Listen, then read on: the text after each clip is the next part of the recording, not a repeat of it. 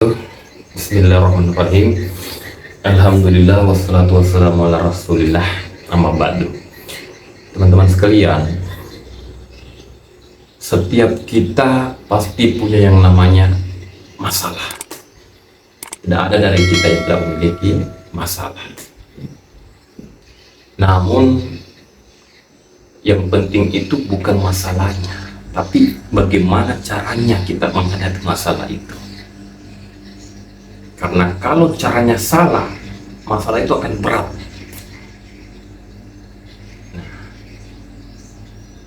Kayak orang ujian, bukan soalnya, tapi jawabannya. Kalau kita jawabannya bagus, maka soalnya tentu gampang. Tapi sebaliknya, kalau jawabannya tidak tahu, tidak pernah baca, akan sulit soal itu. Ini caranya, harus tahu ilmunya. Nah, yang kedua, setiap kita pasti memiliki dosa. Tidak ada yang dari kita tidak memiliki dosa. Dan yang ketiga, setiap kita pasti akan meninggal. Setiap kita pasti akan meninggal. Jadi kita semua ini calon jenazah.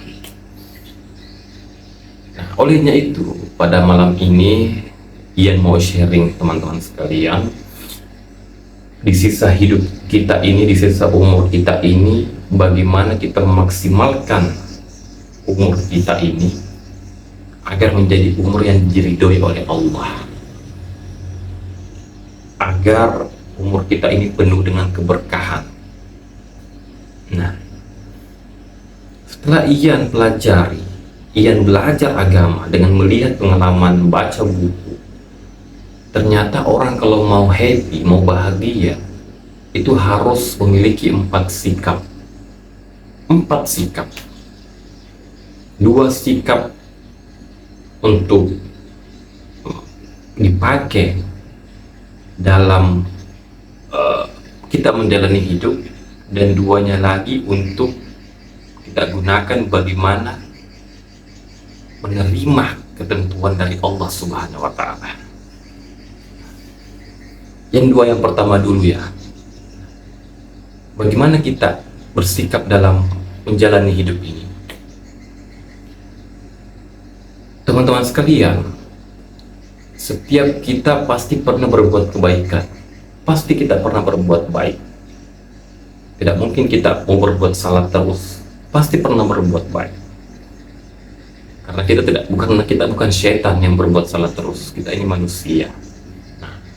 Namun dalam hal kebaikan itu, belum tentu kebaikan itu membawa kebahagiaan, membawa keberkahan, belum tentu.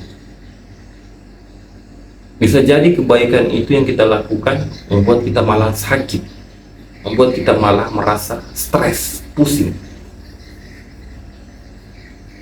Olehnya itu, agar kebaikan itu mendatangkan kebahagiaan, ada satu kuncinya, yaitu ikhlas. Kebaikan yang harus kita lakukan harus dilandasi dengan ikhlas kalau mau bahagia. Contoh, kalau kita melakukan sesuatu Pak ya, menolong orang, namun orang tidak berterima kasih,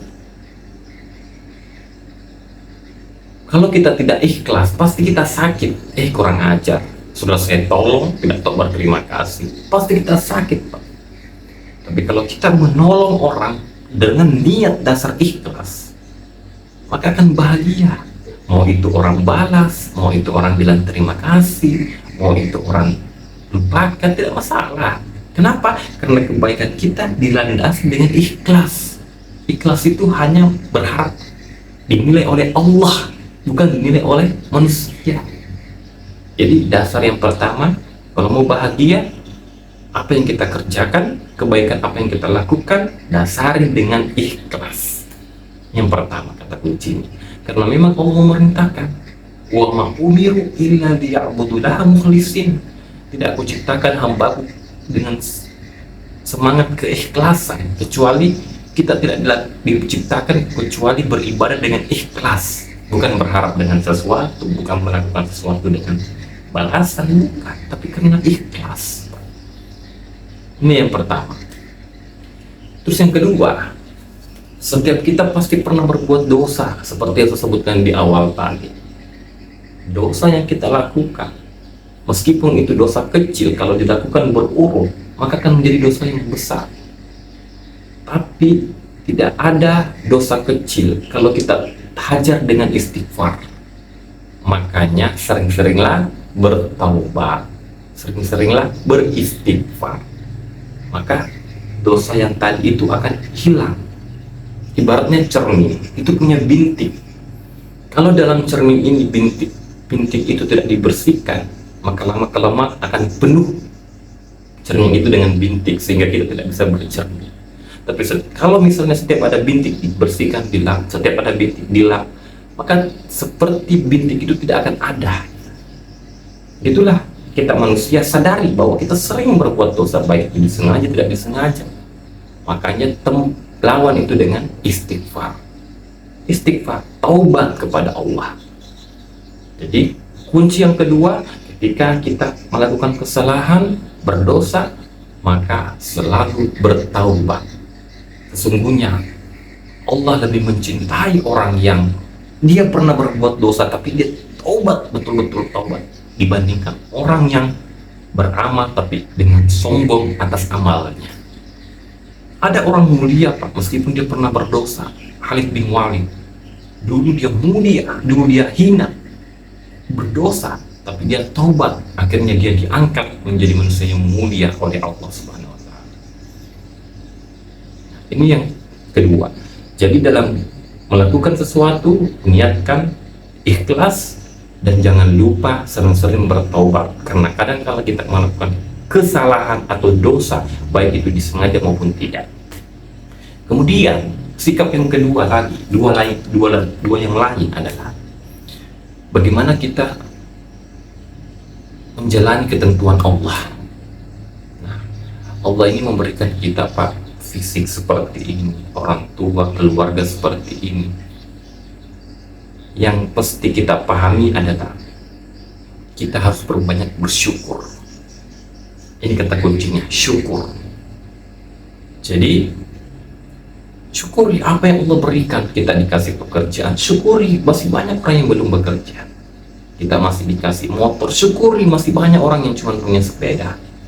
Kita masih dikasih istri yang cerewet, syukuri, banyak orang yang tidak punya pasangan. Syukur. La in syakartum la azidannakum. Kalau kau syukuri, aku tambah. Kata Allah, la in syakartum la azidannakum wala in kafartum in azabi lasyadid. Tapi kalau kau ingkar, kau kufur, kau tidak pandai bersyukur, maka pasti azab Allah akan pedih. Makanya dalam hidup ini, apa yang Allah berikan, syukuri. Itu kuncinya Pak, kalau mau sukses, kalau mau bahagia. Dan yang terakhir adalah dalam menghadapi ketentuan Allah, yaitu kita perbanyak sabar. Dalam hidup ini Allah menguji kita, walanabluwanakum bisyai'. Pasti kita ini manusia diuji dengan rasa takut, kekurangan, diuji banyak ujian, baik itu dalam bentuk senang maupun susah, baik itu yang sifatnya kelihatannya baik maupun sifatnya buruk, itu semua ujian. Nah, bagaimana kita menghadapi ujian itu? Kata kuncinya adalah sabar. Apapun yang menimpa kita, sabar. Orang itu akan mendapatkan rahmat dari Allah meskipun dia diuji. Kalau dia akan mendapatkan rahmat dari Allah meskipun dia diuji, kalau dia melewati ujian itu dengan sabar. Innallaha ma'as-sabirin. Pasti Allah selalu bersama dengan kita. Jadi teman-teman sekalian, inilah kuncinya, bahwa dalam hidup ini kalau kita mau bahagia, yang pertama ketika berbuat, niatkan dengan ikhlas. Kemudian sering-sering bertobat, karena dalam melaksanakan menjalani hidup ini kita kadang kala berbuat dosa, dan kita perbanyak syukur apa yang Allah berikan dan selalu bersabar atas apa yang Allah ujikan kepada kita. Jadi kenapa kita kurang bahagia? Karena kita berbuat kurang ikhlas, kita berbanyak dosa kurang taubat, kita diberi oleh Allah kurang bersyukur, kita diuji kurang sabar, maka kalau 4 ini digabung, kita bisa kurang ajar. Olehnya itu, supaya kita tidak kurang ajar, perbanyak ikhlas, taubat, syukur, dan sabar. Semoga bermanfaat. Billahi taufiq wal hidayah. Wassalamualaikum warahmatullahi wabarakatuh.